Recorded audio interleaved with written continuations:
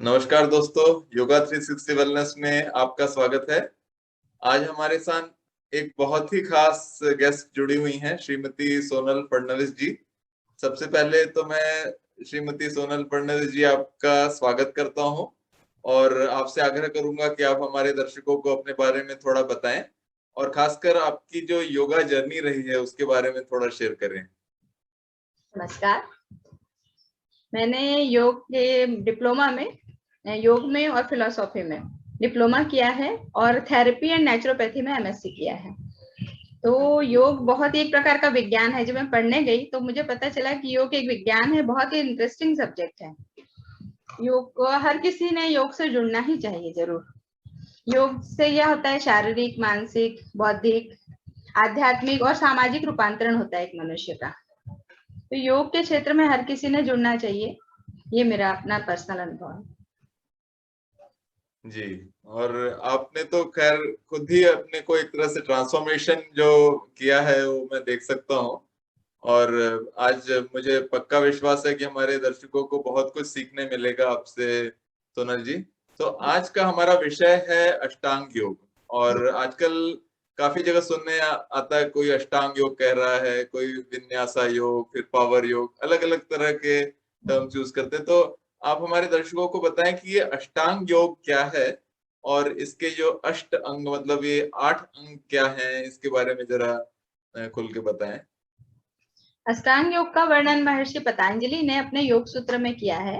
उन्होंने योग सूत्र में 4 पाद की रचना की: समाधि पाद, साधन पाद, कैवल्य पाद और विभूति पाद। तो साधन पाद जो दूसरा पाद है उसके अंतर्गत उन्होंने अष्टांग योग का वर्णन किया है। और अगर हम भगवत गीता देखते हैं तो भगवत गीता में भी भगवान कृष्ण ने अष्टांग योग का वर्णन किया है। योग वशिष्ठ में भी अष्टांग योग का वर्णन है। तो अष्टांग योग को बहुत पुरानी प्रथा है। अष्टांग योग को अपनाकर मनुष्य अपना रूपांतरण कर सकता है। और ये स्वामी सत्यानंद जी ने भी योग के बारे में बहुत ही सुंदर एक परिभाषा बताई है। उन्होंने बताया है कि योग जो है अतीत के गर्भ में प्रसुप्त कोई कपोल कथा नहीं है। योग जो है आज के युग की अनिवार्य आवश्यकता है और आने वाले युग की संस्कृति है। तो योग, अष्टांग योग को अगर हम अपना लेते हैं तो हर तरह से रूपांतरण हो जाता है।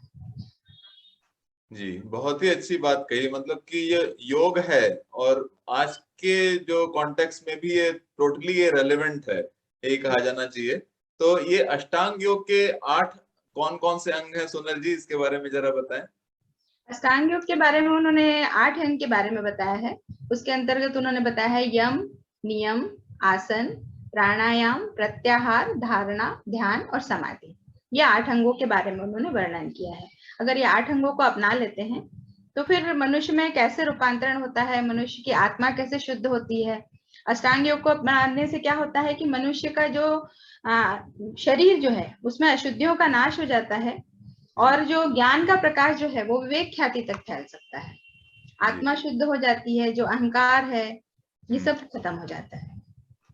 सच में कितना डिटेल्ड था हमारे योगियों ने जो बनाया है। मतलब आजकल आप देखें तो अक्सर लोग समझते हैं कि योग मतलब केवल आसन है और कुछ फिजिकल एक्सरसाइज, लेकिन जैसा कि आपने बताया इसके 8 अलग अलग अंग हैं और एक तरह से ये जुड़े हुए हैं, कड़ियां हैं।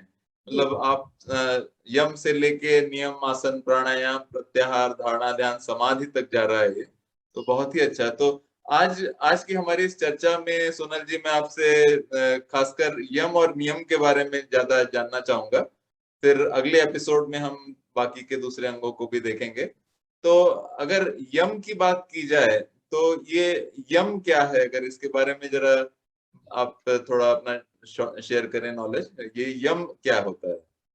यम जो है वो एक भावनाओं का अनुशासन है, बाहरी अनुशासन है। डील्स विद अदर्स, मतलब हम दूसरों के साथ कैसे व्यवहार करें, ये महर्षि पतंजलि ने अपने यम के अंतर्गत बताया है। यम के अंतर्गत उन्होंने 8 अंगों को लिया है और उन्होंने बताया है कि यम के अनुशासन से मनुष्य कैसे मतलब अपना रूपांतरण कर सकता है, मनुष्य दूसरों के प्रति व्यवहार कैसे करना चाहिए, ये उन्होंने यम के अंतर्गत बताया है।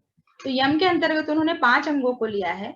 उन 5 अंगों के नाम है जैसे अहिंसा, सत्य, अस्तेय, ब्रह्मचर्य और अपरिग्रह। जी, ऐसे उन्होंने 5 अंगों को लिया है और 5 अंगों के बारे में अलग अलग वर्णन किया है। जी।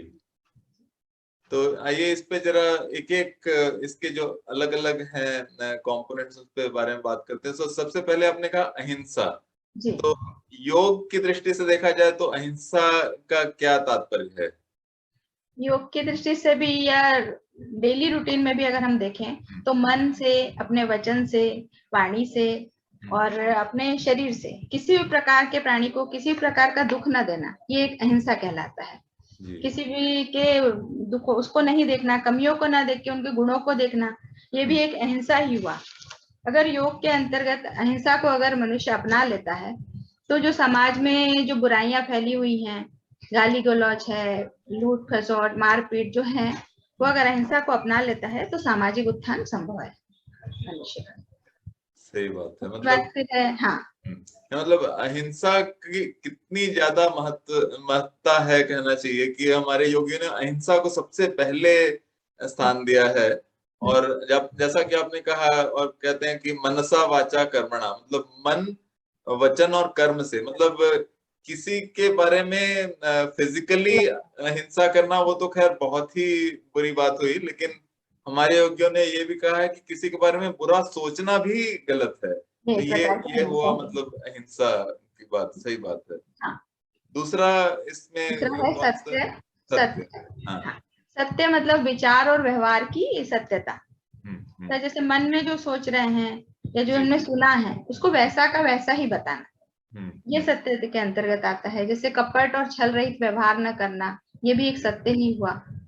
तो सत्य का अगर ये हम करते हैं, सत्य के द्वारा ये उसका ये होता है कि सत्य के अनुष्ठान का फल ये होता है कि साधक जैसे जो बोलता है वो उसका सत्य ही हो जाता है।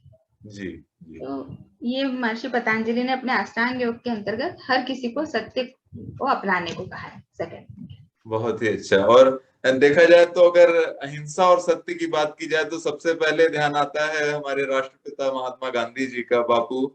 और वो हमेशा से सत्य और अहिंसा के बल पर उन्होंने हमारे देश को आजादी दिलाई। तो एक तरह से देखा जाए तो गांधी जी ने योग को सबसे पहले आत्मसात किया और अहिंसा और सत्य के बल पे ही वो आगे बढ़े और इतने बड़े देश को उन्होंने आजादी दिलाई। और बहुत ही अच्छा। तो इसके बाद तीसरा अंग इसमें क्या है? अंग है अस्ते। अस्ते, अस्ते, हाँ। अस्तेय का मतलब होता है चोरी ना करना, चोर वृत्ति का ना होना। जैसे छल से, कपट से किसी दूसरी की वस्तु को खुद से ले लेना, उसका है ना, एक वस्तु पर उसका अधिकार कर लेना, और जैसे अन्यायपूर्ण किसी वस्तु को ले लेना, ये भी एक अस्तेय के अंतर्गत ही आता है। इस प्रकार जैसे मूल कारण, जो स्तेय का मूल कारण जो है वो लोभ है और राग है। हर किसी का, हर किसी का मतलब स्तेय जो है वो लोभ और राग ही होगा। वस्तु को प्राप्त करने की इच्छा जो होती है वो लोभ और राग से ही पनपती है। जी। अगर लोभ और राग खत्म हो जाता है तो मनुष्य अस्तेय को अपना सकता है। बहुत ही अच्छा विचार है। और इसमें भी जैसे मान लीजिए किसी का धन चुराना तो खैर बहुत ही गलत हुआ, और किसी के विचार को भी आप अपना विचार बना के और खुद उसको क्रेडिट ले रहे हैं, तो वो भी एक तरह से किसी का चुराना ही हुआ। तो हमारे योगियों ने जो कहा है कि दूसरे की चीज जो है वो आप अगर खुद लें तो वो ठीक नहीं है। यही इसका अस्तेय का मतलब हुआ। जी। उसके बाद चौथा जो अंग है वो है ब्रह्मचर्य। उन्होंने बताया ब्रह्मचर्य का मतलब ये नहीं कि आप शादी ना करें या मतलब पहाड़ पे चले जाएं, तपस्या करें। ये आज के युग में और इसमें भी उन्होंने ब्रह्मचर्य मतलब ये नहीं कहा है। ब्रह्मचर्य का मतलब होता है अपने इंद्रियों पर संयम रखना और अपने शुद्ध विचारों के द्वारा अपने वीर्य की रक्षा करना, ये ब्रह्मचर्य कहलाता है। लोग आज भी लोग परिस्थिति ब्रह्मचर्य का मतलब गलत समझते हैं। ब्रह्मचर्य का मतलब ये नहीं है। ब्रह्मचर्य का मतलब अपने इंद्रियों पर संयम रखना ब्रह्मचर्य है। बहुत अच्छा है। और क्योंकि ब्रह्मचर्य का भी काफी संकुचित अर्थ लिया जाता है, लेकिन ब्रह्मचर्य का अगर लिटरल मीनिंग देखे तो ब्रह्म के तरह से अपना आचरण जो है उस तरह से कर किया जाए तो वही एक तरह से ब्रह्मचर्य का पालन करना हुआ। और अगर मनुष्य ब्रह्मचर्य का पालन करता है तो समाज में जो व्यभिचार फैले हुए हैं वो अपने आप खत्म हो जाएंगे। इसके बाद पांचवा अंग उन्होंने लिया है अपरिग्रह। अपरिग्रह का मतलब होता है कि आवश्यकता से अधिक वस्तुओं का संग्रह न करना। परिग्रह आज हम देखते हैं कि लोग बहुत ज्यादा आवश्यकता से अधिक सामान मनुष्यों के पास संग्रहित रहता है, तो ये नहीं होना चाहिए, ये परिग्रह कहलाएगा। पर योग में हम संचित करना नहीं करते हैं, जितना हमें जरूरी है उतना ही संचय करें। योग में हमें ये सिखाया जाता है, दान करने की प्रवृत्ति सिखाई जाती है। जितना हमें जरूरी है वो संचय करें और उससे ज्यादा का हमें दान करना चाहिए। ये अपरिग्रह कहलाता है। अपरिग्रह नहीं, ये भी बहुत ही अच्छा भाव है। और इस मतलब जरूरत से ज्यादा इकट्ठा करना, जैसे आपने देखा होगा कि जब ये लॉकडाउन अनाउंस हुआ था तो मैंने देखा कई लोग 6-6 महीने का किराना का सामान अपने घर में इकट्ठा करके, जैसे कि मान लीजिए कभी आपको किराना मिलेगा नहीं इस तरह, तो ये जरूरत से ज्यादा इकट्ठा करना हुआ। और इवन आप समझ लीजिए, आप जो धन कमाने की जो होड़ लगी है एक तरह से देखा जाए समाज में, वो भी जरूरत से ज्यादा अगर आप इकट्ठा कर रहे हैं तो वो ठीक नहीं है। मतलब कहा भी गया है कि जो गांधी जी ने भी कहा था कि ये जो नेचर है, ये प्रकृति है, इसमें हमारे नीड्स के लिए सफिशिएंट है, लेकिन हमारे ग्रीड के लिए there is no limit to it, ऐसा भी कहा गया उन्होंने। अगर परिग्रह वृत्ति होती है तो परिग्रह वृत्ति से जो पंचभूतों का भी नाश होता है। आप देखिए, पंचभूत मतलब हो गए पृथ्वी, जल, आकाश, अग्नि, वायु। तो ये पंचभूतों का भी परिग्रह वृत्ति अगर होगी, हम आवश्यकता से अधिक अगर संग्रह करते हैं, मकान बनाते हैं, जो भी है मतलब, तो परिग्रह वृत्ति से पंचभूतों का भी नाश होता है। बहुत ही अच्छा विचार है इसमें। और यही मतलब अपरिग्रह का जो सिद्धांत है। और आप प्रकृति में भी देखें, जैसे मान लीजिए एक चिड़िया है, तो कोई चिड़िया साल भर का अनाज अपने घोंसले में इकट्ठा नहीं करती, क्योंकि उनको एक विश्वास है कि एक परमात्मा है, एक ऐसा सुपर पावर है जो हमें दे रहा है और हमारी नीड्स को, हमारे जो जरूरतों को मिलता जा रहा है। तो इसलिए वो और ज्यादा इकट्ठा करने की प्रवृत्ति नहीं रहती।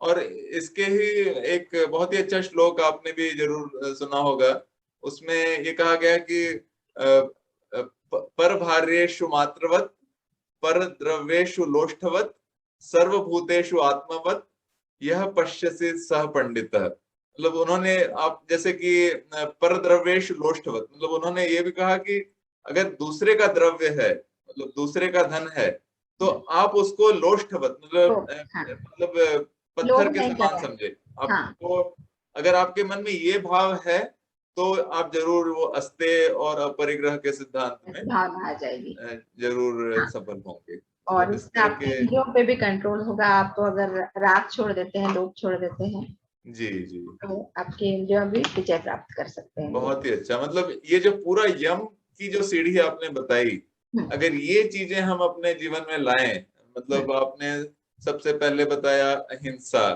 सत्य, अस्तेय, अपरिग्रह, ब्रह्मचर्य, इन सबको लाने से एक तरह से हमारा बेस बन गया।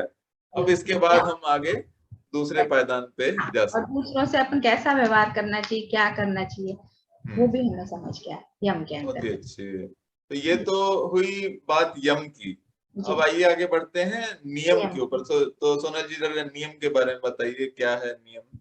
नियम मतलब खुद का अनुशासन जी, नियम के अंतर्गत आएगा, है ना। डील्स विथ योरसेल्फ, हमें अपने में अनुशासन कैसा रखना चाहिए, अपने से कैसे रहना चाहिए अपने, ये उन्होंने नियम के प्रति बताया है। और नियम में भी उन्होंने 5 अंग दिए हैं, जिसके अंतर्गत उन्होंने लिया है शौच, संतोष, तप, स्वाध्याय और ईश्वर प्राणिधान।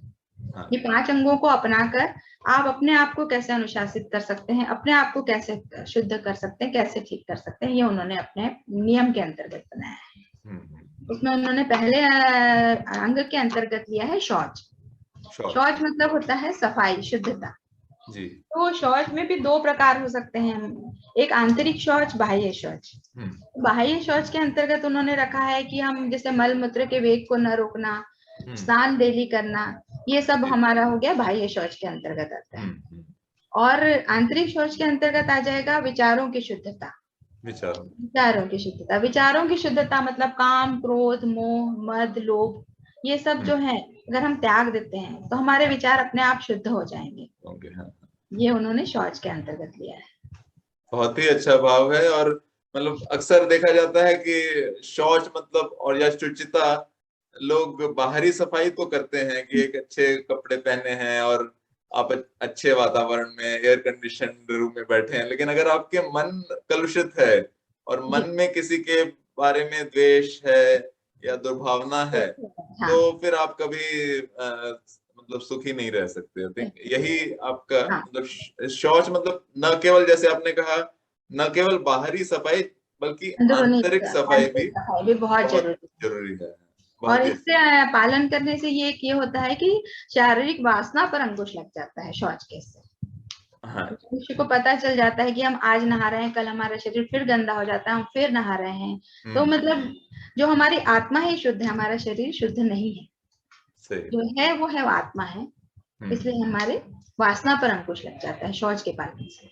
बहुत अच्छा। तो ये तो रहा शौच। दूसरा इसमें क्या है? है संतोष। संतोष। अच्छा। संतोष, हम्म संतोष का मतलब होता है अपनी स्थिति में हमेशा संतुष्ट रहना, हम्म। प्रसन्न रहना। जो भी हाँ। हमारे पास है, जो कर्मों के द्वारा हमने प्राप्त किया है, उसमें हम्म हमेशा संतुष्ट रहना, ये हम्म मतलब संतोष के अंतर्गत आता है। हम्म अगर मनुष्य में संतोष की प्रवृत्ति आ जाती है, एक प्रकार का अभ्यास है।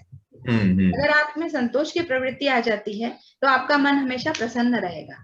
जी। और आपका अगर मन प्रसन्न है तो आपकी इंद्रियां भी अच्छी रहेंगी, आपको हम्म। किसी प्रकार के रोग राया नहीं होंगे, आप स्वस्थ रहेंगे। हाँ हाँ। ये भी एक दूसरे से रिलेटेड है। हम्म। संतोष वृत्ति का होना बहुत जरूरी है। और संतोष में भी सोनल जी, मैं एक कई बार देखा है कि आजकल जो कंपैरिजन का जो कल्चर आ गया है, एक दूसरे को देखते हैं कि हाँ उसके पास ये है, मेरे पास ये नहीं हमारे है। पास ये नहीं है, और हाँ।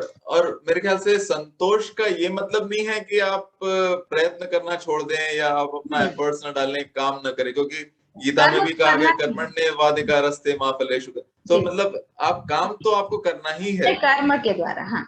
जी। लेकिन जो फल मिले उससे आप संतुष्ट रहें और और अच्छा काम करें जिससे कि फल अच्छा मिले। लेकिन जो फल आपको मिला है, जो आपके तो भाग्य में है। आपने जितना कर्म किया है, आपको कर्म के अनुसार जितना फल मिल रहा है, उसमें संतुष्ट रहने की प्रवृत्ति संतोष हाँ कहलाती है। हाँ हाँ। बहुत ही अच्छा कर्म तो मतलब आपको करना ही है। हाँ। अरे इसका मतलब ये नहीं है कि मैं, चलो मैं काम धाम कुछ नहीं करूंगा, जो मेरे को मिल रहा है मैं उससे सेटिस्फाइड हूँ, संतुष्ट ऐसा नहीं है। ये नहीं, काम तो करना ही है, कर्म लेकिन के जो द्वारा। फल मिले वो आपको उससे सेटिस्फाइड करना है, इसका ये भाव। जी जी। बहुत अच्छा। अब ये तीसरा अंग हो गया तप। तब हाँ हाँ। तप मतलब होता है स्वयं में अनुशासन, खुद को तपाना, खुद में हम्म अनुशासन। तप से क्या होता है, अपने उद्देश्य की पूर्ति होती है।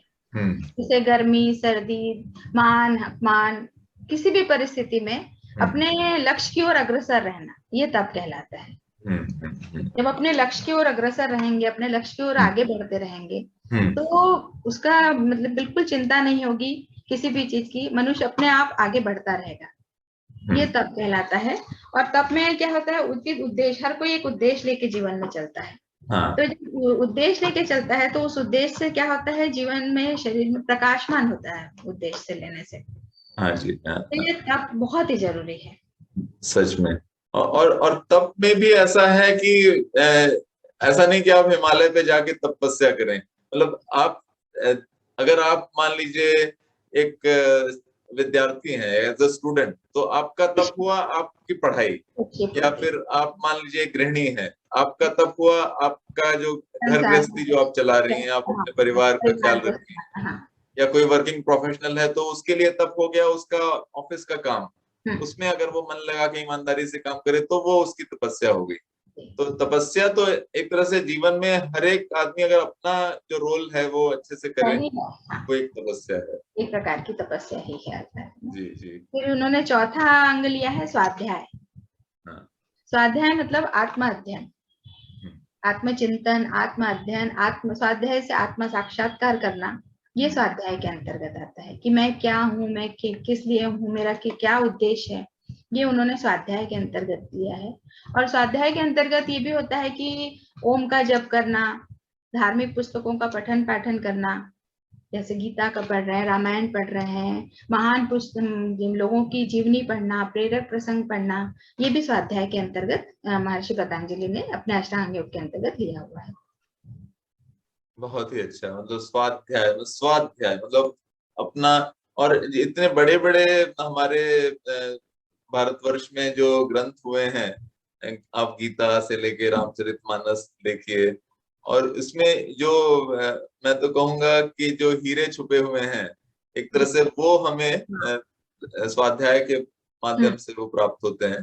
तो ये भी एक बहुत ही अच्छा कंपोनेंट है अपना और सेल्फ। स्वाध्याय से ये होता है कि अपने इष्ट देवता का साक्षात्कार हो जाता है जी और जी। पॉजिटिव हो जाता है मनुष्य। स्वाध्याय जब अपने आप ही अध्ययन कर रहा है अच्छे ग्रंथों का, अच्छे महान लोगों का, तो उसमें पॉजिटिविटी खुद ही आती है, नेगेटिविटी दूर हो जाती है। तो स्वाध्याय का ये भी एक फल है कि बहुत ही स्वाध्याय। अच्छा। हाँ। और आखिरी इसमें क्या है सोनल जी? आखिरी है ईश्वर प्रणिधान। ईश्वर प्रणिधान, हाँ। ईश्वर प्रणिधान के अंतर्गत उन्होंने बताया है कि ईश्वर के प्रति पूर्ण समर्पण। ईश्वर जो कर रहा है वो ईश्वर कर रहा है। अगर हम ईश्वर के प्रति पूर्ण समर्पित हो जाते हैं तो अपने आप जो है अहंकार खत्म हो जाता है मनुष्य का।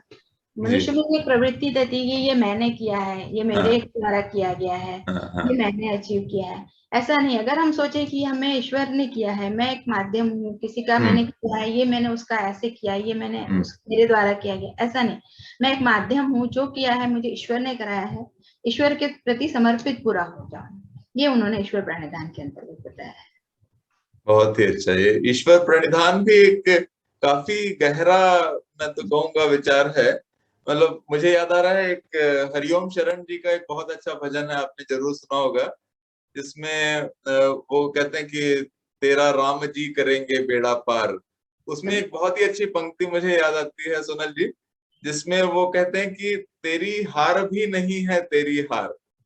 मतलब अगर आप जीत रहे हैं तो वो जीत तो आपकी नहीं है, क्योंकि वो तो ऊपर वाले ने जीत कराई है। और अगर आप हार रहे हैं तो वो हार भी आपकी हार नहीं है। मतलब कि ये भाव है उसमें कि जो कुछ हो रहा है वो ईश्वर के हाथों से हो रहा है। और वहीं पे आपकी वो जो समर्पण भावना है जो कही जाती है।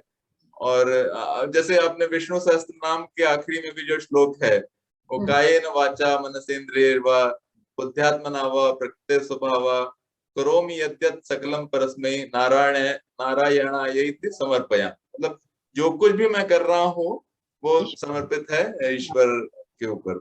बहुत ही अच्छा मैं है। एक अपना अनुभव ही बताती हूँ कि मैं अपने बच्चों के प्रति बहुत चिंता करती थी। हाँ तो मुझे एक बहुत साधारण से एक ने बताया कि जब तुम चिंता करोगी तो फिर भगवान बोलेगा ये तो कर रही है चिंता, मैं क्यों करूँ, ये तो बहुत ज्यादा कर रही है। अगर हम छोड़ दें कि हाँ ईश्वर देख रहेगा, ईश्वर जो करेगा वो अच्छा ही करेगा, जो उनके लिए होगा उचित होगा, वो अगर हम ईश्वर के ऊपर छोड़ दें तो अपने आप सब अच्छा ही होता है। ये मैं अपने पर्सनल अनुभव से बता रही हूँ। बहुत ही अच्छा, बहुत ही अच्छा विचार था।